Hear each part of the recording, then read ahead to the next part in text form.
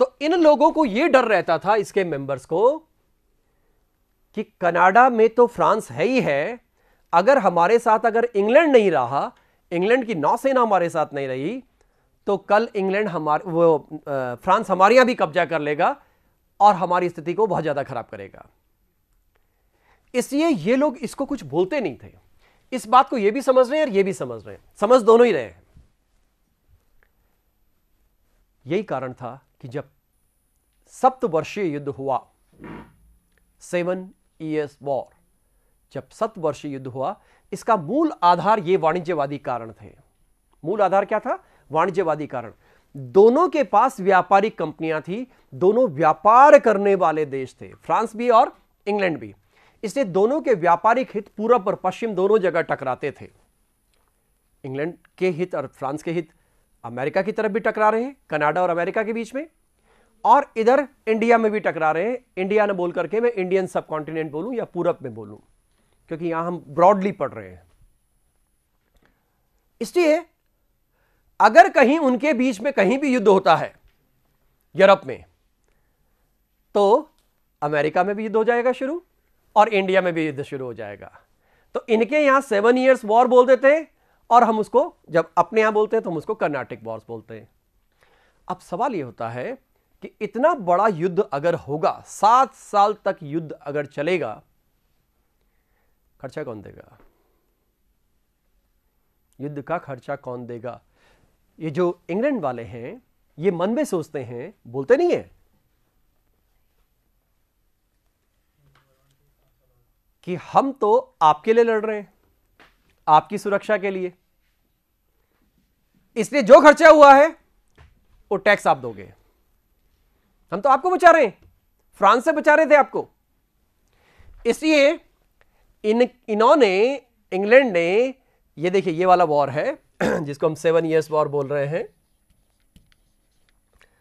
56 से लेकर के और 63 पेरिस की संधि तक, ठीक है। वो दूसरी पेरिस की संधि होगी, तो पेरिस की कई संधियां हुई हैं, हमको काल देखना पड़ेगा कौन सी संधि आ रही है। तो ये जो संधियां हैं और ये जो युद्ध हैं, इतने युद्ध हुए कि इन्होंने टैक्सेस लगाने निरंतर शुरू कर दिए। इसका खर्चा, इंग्लैंड का जो खर्चा है, व्यय जो हो रहा है, उसको अमेरिका की ये जो 13 कॉलोनीज हैं, ये इस खर्चे का वहन करेंगी। इसलिए 7 Years वॉर एक अपना आप में बहुत महत्वपूर्ण है। और अब जब खुली अब बात आ गई तो दोनों पक्षों के बीच में वाद विवाद शुरू हो गया। 63 में शुरू हुआ, यानी कि ये युद्ध खत्म, संधि हो गई, और 64 से विवाद शुरू हो गया, क्योंकि अब अमेरिकन्स को फ्रेंच का डर नहीं रहा। अब तो दोनों जगह इंग्लैंड था। लेकिन एक बात और थी समाज में इनके, कि इनका मानना यह था कि ये लोग भी इंग्लैंड के थे और जो आ रहे हैं वो भी इंग्लैंड के लोग हैं, इंग्लिश हैं। अपनी मातृभूमि से लगाओ। यहां पर दो तरह के लोग होते हैं, ये एक ह्यूमन सेंटिमेंट्स हैं। आप चाहे अपने घर से नाराज होकर जाएं, चाहे खुश होकर जाएं, चाहे सजा के रूप में जाएं, चाहे प्रेम से जाएं, लंबे समय के बाद फिर आपको अपने घर की याद आती है। वो घर चाहे आपका व्यक्तिगत घर हो, चाहे कोई देश हो, चाहे कोई भूमि हो, चाहे कोई प्रांत हो, चाहे संस्कृति हो। इंग्लैंड के लोग थे ये, तो इनको इंग्लैंड की याद आती थी। लेकिन उसमें दो तरह के लोग थे। एक तो वो लोग भी थे थोड़े से, मतलब जिनका एटीट्यूड डिफरेंट होता था। अच्छा, तुमने हमको निकाला था, क्योंकि इनको सजाएं देकर निकाला गया। इनको अलग अलग केसेस बना करके, जो ब्लडी मैरी है, खूनी मैरी से लेकर के बाद के लगातार 17वीं शताब्दी तक निकाला जाता रहा। एक तरह से तड़ी पार हो गया। तो ये लोग ये सोचा करते थे कि हमारे साथ इन्होंने ऐसे ट्रीटमेंट किया है। एक वर्ग और था, समाज का एक वर्ग और था, सोशल क्लास की जब हम बात करते हैं, जिसके लिए लॉयलिस्ट बोला गया है। लॉयलिस्ट क्लास, वफादार लोग। कुछ लोग समाज में ऐसे थे जो अभी भी ये चाहते थे कि हमारा जो रिश्ता है वो ब्रिटेन के साथ और ब्रिटिश क्राउन के साथ रहना चाहिए, क्योंकि मूल रूप से हम सब एक हैं। इंग्लैंड की एक खास बात रही इंग्लैंड की परंपरा में, इंग्लैंड की संस्कृति में, कि उनका तब से लेकर आज तक अपने क्राउन के प्रति, अपने राजा के प्रति एक गहरा लगाव था और अभी भी उसके अवशेष दिखाई देते हैं। दुनिया के अधिकांश जगहों में राजतंत्र समाप्त हो गया, वर्ल्ड वॉर की आंधी में सब बह गया, लेकिन इंग्लैंड का राजतंत्र रह गया, बहा नहीं, क्योंकि जनता नहीं बहाना चाहती थी। इस प्रकार से ये जो लॉयलिस्ट हैं, एक बार यूपीएससी में क्वेश्चन आया हुआ है कि अमेरिका की स्वतंत्रता की घोषणा के अवसर पर अधिकांश लोगों ने खुशियां मनाई, लेकिन कुछ लोग ऐसे थे जिनके दीपक जले हुए नहीं थे। कौन थे वो लोग? तो ये दो तरह के लोग थे। एक तो ये लॉयलिस्ट हैं जो नहीं चाहते थे ऐसे, और एक जो वहां के मूल निवासी थे, जिनको आप रेड इंडियंस कह लेते हैं, स्लेव्स कह लेते हैं, या ओरिजिनल जो वहां के मूल वंशी थे, वो लोग थे जो इस मुद्दे में इन्वॉल्व ही नहीं थे। एक हॉलीवुड की मूवी है, उसको जरूर देखिएगा आप, नाम है पैट्रियट। तो वो पैट्रियट मूवी इस पूरे बैकग्राउंड पर बनी हुई है। उसको खूब सारे ऑस्कर्स मिले थे, लेकिन फिर भी मैं बात करूंगा कि मूवी होती है, मूवी का पैटर्न थोड़ा डिफरेंट होता है और हिस्ट्री रियलिटी पर बेस्ड होती है। तो इसके बाद एक बात और आती है, जब इतनी सारी चीजें हो गई तो एक बिंदु था इनलाइटनमेंट, ज्ञान, बुद्धि, विवेक। 16वीं 17वीं 18वीं शताब्दी में, खास करके 17वीं 18वीं में यूरोप में वैज्ञानिक ज्ञान का विकास हुआ। तो चाहे हम एडम स्मिथ को लें, एडम स्मिथ की विचारधारा के लिए कहा जाता है कि उसने सबसे पहली क्रांति यहीं करवाई, अमेरिका में, क्योंकि एडम स्मिथ ने इस बात का विरोध किया, यह नहीं होना चाहिए। उसने कहा उन्मुक्त व्यापार का सिद्धांत चलना चाहिए, फ्री ट्रेड। उसको फादर ऑफ मॉडर्न इकोनॉमिक्स भी बोलते हैं, क्योंकि फ्री ट्रेड का कंसेप्ट दिया। यह वर्ड भी उन्होंने यूज किया था। 18वीं शताब्दी के उत्तरार्ध में अमेरिका की जो स्वतंत्रता संग्राम है, वो इस विचारधारा पर सबसे बड़ा धक्का है। यह विचारधारा इसके साथ ही समाप्त हो गई और इसके बाद शुरुआत करनी पड़ी, क्योंकि इस विचारधारा में एडम स्मिथ जैसे लोग थे, इस विचारधारा में फिजियोक्रेट्स जैसे लोग थे। फिजियोक्रेट्स, एक ये क्वेश्चन को पूछा जाता है कि फिजियोक्रेट्स कौन थे? फिजियोक्रेट्स फ्रांस के अर्थशास्त्रियों का एक समूह था, एक ग्रुप था, एक लॉबिंग थी, और ये free trade, free exchange, free में जो विचारों का आदान प्रदान है, इस पर बल देते थे। तो जो लोग अमेरिका के जो लोग थे, चाहे वो जेम्स ऑटिस है, चाहे बेंजामिन फ्रैंकलिन है, चाहे वॉशिंगटन है, जितने लोग हैं यहां पर जो ये बुद्धिजीवी डेवलप होते हैं, इनकी पूरी एक सीरीज है, इनके नाम बीच बीच में आते रहेंगे। ये लोग डेवलप हुए और इंग्लैंड के इस प्रबुद्धवादी आंदोलन से प्रेरित होते रहे। इस प्रेरित होने के साथ साथ यहां पर प्रेस शुरू हुआ, अखबार। जैसे ही अखबार शुरू हुए, न्यूज़पेपर शुरू हुए, पॉम्पलेट्स लिखे गए। एक फेमस प्रपत्र आता है, पेंसिल्वेनिया के किसान के पत्र। ये बेसिकली अखबारों में एक लेख छपा था जिसमें अमेरिका की समस्याओं के बारे में लिखा हुआ था।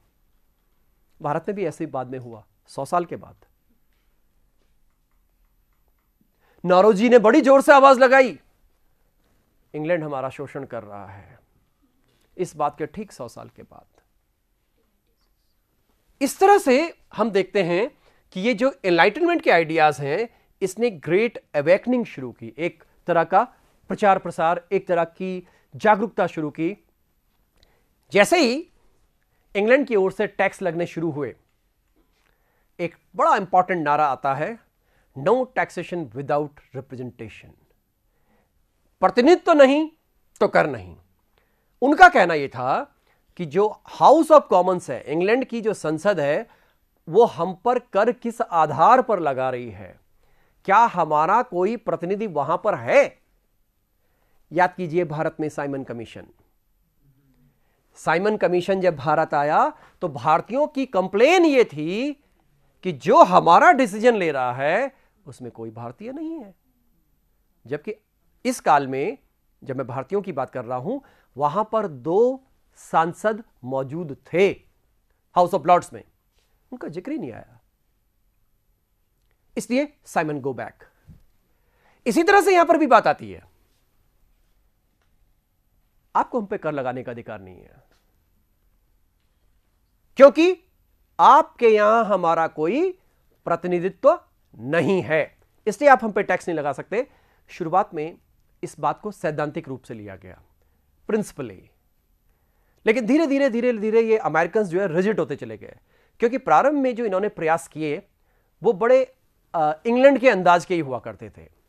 बातचीत करना, अपनी बात को रखना, लेटर भेजना, जैसे 100 साल बाद भारत में उदारवादी कांग्रेसी कर रहे थे, सेम उस पैटर्न में। नहीं मानी गई, बोस्टन हत्याकांड हो गया, फिर बोस्टन टी पार्टी की बात आई, इसकी अभी डिटेल में मैं चर्चा करता हूं। अब एक बात और आती है कि जो नियम है, अधिनियम है, कानून है, ये सारे अगेंस्ट थे किसके? अमेरिकी वासियों के।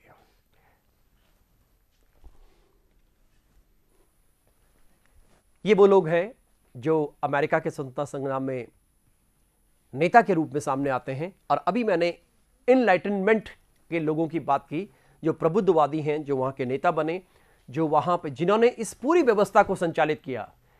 चाहे आप किसी का नाम भी देख लें, इसमें जॉन एडम्स का जिक्र मैं भी कर चुका हूं, जॉन वॉशिंगटन, जो कि बाद में सबसे इंपॉर्टेंट बात इनकी यह है कि ये अमेरिका की सेना के कमांडर बने। इनके रिसोर्सेज बहुत कम थे, तो अमेरिका की सेना के कमांडर बने। कॉन्टिनेंटल कांग्रेस में इनको चुना गया था। ये नैथनियल ग्रीन है, जॉन पॉल हैं, बेस्टी रोज हैं, बेंजामिन फ्रैंकलिन का नाम तो आप लोग बहुत सुनते हैं।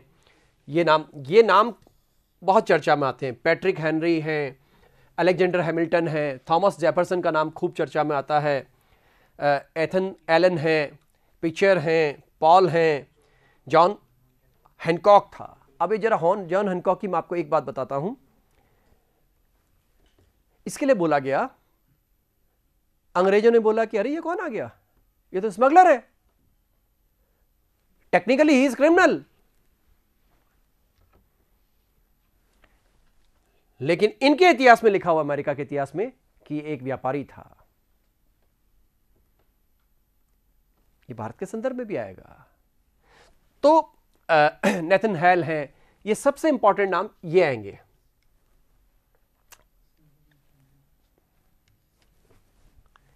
ये नाम आगे बहुत चर्चा में आने वाले हैं और इन पर क्वेश्चंस होते हैं, इन पर क्वेश्चंस बनते हैं। तो ये इनके लीडर्स हैं। आजकल अमेरिका में पढ़ने का जो तरीका है, एक ये भी डेवलप किया गया है। हमारे यहाँ तो अमेरिका का इतिहास कुछ ही विश्वविद्यालयों में पढ़ाया जाता है, लेकिन अमेरिका ने जो डिफरेंट सिस्टम डेवलप किया है, उसमें एक खास बात यह है कि ये तो मैंने बड़े नाम ले लिए, तो क्या यही अमेरिका का इतिहास है? आम आदमी की बात कौन करेगा? अभी मैं आम आदमी का जोश खरोश दिखाता हूं आपको। ये आम आदमी है। इस आम आदमी के बगैर खास आदमी कुछ भी नहीं है। ये छोटा सा बच्चा है, देखिए, नॉट मोर देन 10 ईयर्स। वो बुजुर्ग है, वो अधेड़ उम्र का व्यक्ति है। इन लोगों की बॉडी लैंग्वेज आपको इस स्वतंत्रता संग्राम की, इस क्रांति की उत्तेजना को व्यक्त करती है। और आजकल इस पद्धति से, कॉमन मैन की पद्धति से, आम आदमी की पद्धति से इतिहास को लिखा जाना प्रारंभ कर दिया गया है। ये मैं कुछ किताबों की बात कर रहा हूं। आपके सामने किताब है people's history of the American revolution. ये जिन नाम का एक राइटर है, उसकी पूरी सीरीज है इस पर।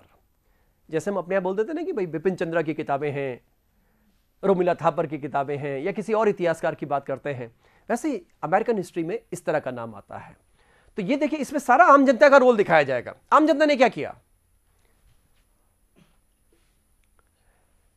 ये इस व्यक्ति को पहचानिए। ये व्यक्ति जॉर्ज वॉशिंगटन है। संसाधनों की कमी, बहुत असफल रहे, लेकिन 2 बार अमेरिका के राष्ट्रपति भी रहे। अमेरिका को अमेरिका इन्होंने बनाया क्योंकि ही वॉज जनरल। ये वही व्यक्ति है जिसने कॉर्नवालिस को हराया लास्ट में। आप सोचिए इन्होंने संसाधन कैसे खड़े किए होंगे।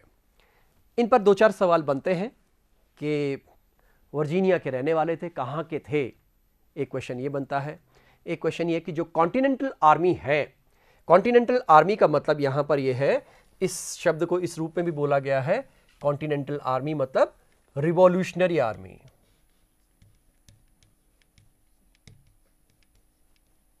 अर्थात क्रांतिकारियों का सैनिक नेता कौन था, जॉर्ज वॉशिंगटन। आप नाम ही देखते हैं वॉशिंगटन के नाम पे, वॉशिंगटन नाम है। वॉशिंगटन नाम के 3 शहर हैं उसी अमेरिका में, लेकिन जिसको आप जानते हो वॉशिंगटन डीसी है। इसके बाद ये आप देखिए, जब नया देश बना तो उसके पहले और दूसरे राष्ट्रपति यही बने। ये 4 साल का होता है वहां पे। ये इस बात को व्यक्त करता है कि इनकी लोकप्रियता कितनी रही होगी, क्योंकि कम से कम संसाधनों में इन्होंने उस जमाने की सर्वोच्च पावर को पराजित किया। और वो भी देखिए, युद्ध लड़ना कितना मुश्किल रहा होगा, क्योंकि जो लोग आपके साथ लड़ रहे हैं उन लोगों के सेंटिमेंट्स भी उनके साथ जुड़े हुए हैं। और एक आश्चर्य की बात यह है कि जो अंग्रेज उधर से लड़ रहे हैं, वो सैनिक भी ये सोचते हैं ये तो हमारे लोग हैं। वो कौरव पांडव वाली लड़ाई आप सबको याद होगी। लेकिन जब ये भारत में लड़ते थे तो इनका दृष्टिकोण ये नहीं होता था। दीज आर ब्लैक्स, हम हैं, we are white, these are blacks. तो यहां इनका दृष्टिकोण कुछ और है। तो इस तरह से इनके जो वॉर हैं, थोड़ा सा उसके बारे में भी हम बात करेंगे।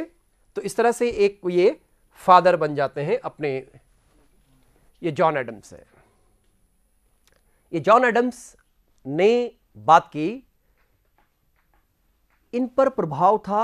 अभी मैंने थोड़ी देर पहले बात की आपसे कि जो प्रबुद्धवादी चले आ रहे थे यूरोप के, ये लोग सब उनको पढ़ते थे। तो ये सेम वही बातें करते थे जो इंग्लैंड में होती थी। इसलिए यहां पर जॉन एडम्स का नाम आता है।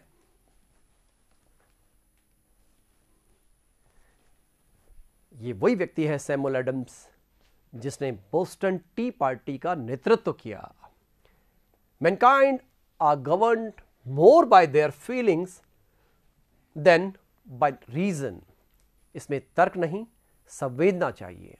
और जहां भी हम संवेदना की बात करते हैं वहां राष्ट्र की बात आती है। तो अब अमेरिका एक राष्ट्र होगा। ये सैमुअल एडम्स, और Samuel Adams Boston tea party का नेतृत्व करते हैं, जिसके अंतर्गत 340 पेटियां समुद्र में डाल दी गई थी, जिसको मैं भी चर्चा करूंगा इस पर। ये आपके सामने अगेन जॉर्ज वॉशिंगटन है। ये बात का फोटोग्राफ है।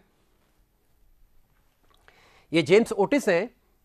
अभी मैंने आपसे बात की थी, ये खूब आरएस मेंस में पूछा गया था, ये कि who said taxation without representation is tyranny. ये अत्याचार है एक तरह का। प्रतिनिधित्व नहीं तो कर नहीं।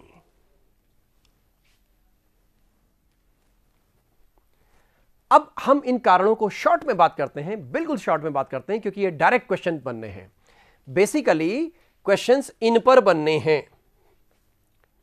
क्वेश्चंस जो है इन पर बनने हैं। ये तो किसने कहा था, इस पर है। बाकी क्वेश्चंस इन पर हैं, सब पर। ये इस चैप्टर की, इस प्रेजेंटेशन की, इस लेक्चर की नींव है। शुगर एक्ट क्या था, इस शुगर एक्ट को मॉलिसेस एक्ट भी बोलते हैं।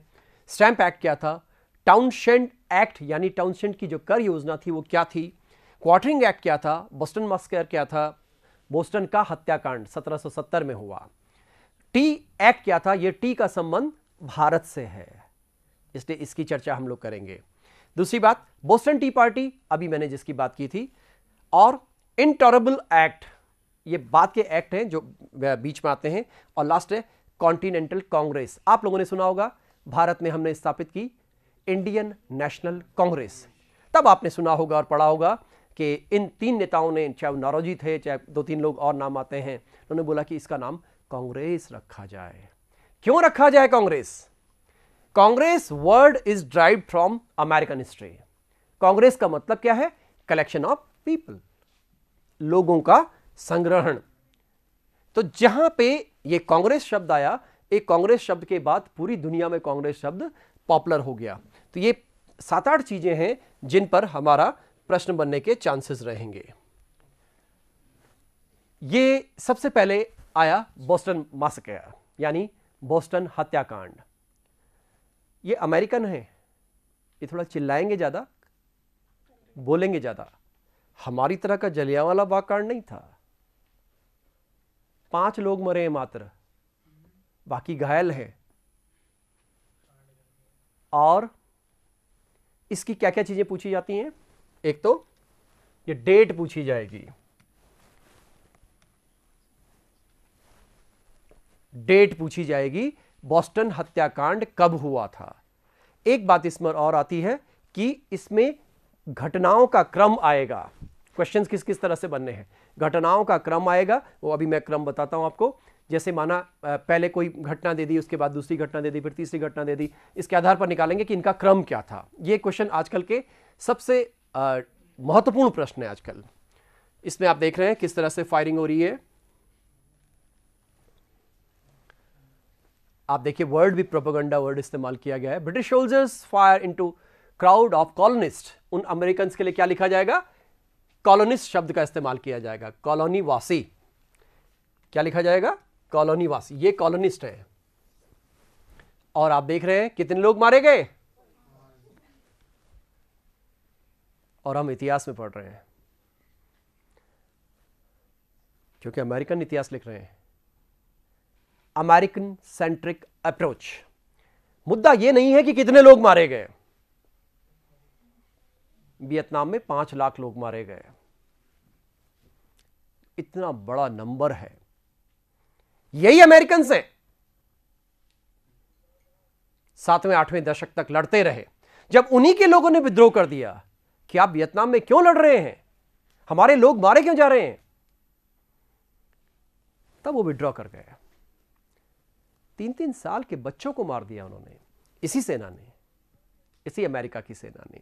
तो मुद्दा यह आता है कि इतिहास को प्रेजेंट करने का तरीका क्या है। तो ये 2 नाम हैं, सैमुअल एडम्स का और इनका। ये लोग इसमें मेनली रहे हैं। ये बोस्टन टी पार्टी, ये तो अक्सर पूछी जाती है। देखिए बैकग्राउंड में जहाज हैं, और इसकी एक तो डेट पूछी जाती है कि डेट क्या है। यह सबसे ज्यादा एग्जाम्स में पूछा जाने वाला प्रश्न है। यह यूनिवर्सिटी का एग्जाम है, चाहे वो कॉम्पिटिटिव एग्जाम का, तो ये प्रिय क्वेश्चन है। ये सबसे प्रिय क्वेश्चन यही है, एक जॉर्ज वाशिंगटन और एक ये। अभी मैं इतने क्वेश्चंस निकालूंगा इससे कि आपके सामने क्वेश्चंस आएंगे, लेकिन फिर भी यही पूछा जाएगा। तो बोस्टन एक बंदरगाह है। टी पार्टी एक